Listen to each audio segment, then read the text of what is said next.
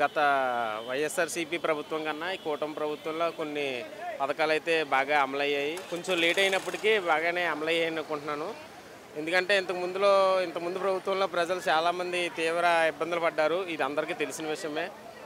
ఇప్పుడైతే కొంచెం అది తగ్గిందనుకుంటున్నాను. మొన్న ప్రారంభించిన మహిళలకు ఫ్రీ బస్సును కూడా మహిళలు బాగా యూటిలైజ్ చేసుకుంటున్నారు.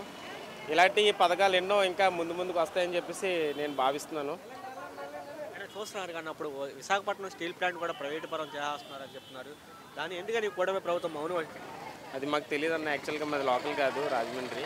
ఇక్కడ పరిస్థితులు ఇంకా నాకు తెలియదు, దానికోసం చెప్పండి. చూస్తున్నారు అప్పుడు ఈ ప్రభుత్వంలో అంతా అంటే 4 లక్షల మంది పెన్షన్లు తీసేస్తారని చెప్పి పెన్షన్లు అనేవండి ప్రతి అర్హులకే ఇస్తారు. మీకు తెలిసిందే, అందరికీ తెలిసిందే. ఎవరికైతే కారు ఉందో ఇలాంటి కొన్ని కనీస సౌకర్యాలు ఉంటాయి, అవి లేని వారికే పెన్షన్ అర్హులు. కాబట్టి ఆ విషయంలో కొంచెం ప్రభుత్వం ఆచితూచి అడిగేస్తుందని చెప్పచ్చు.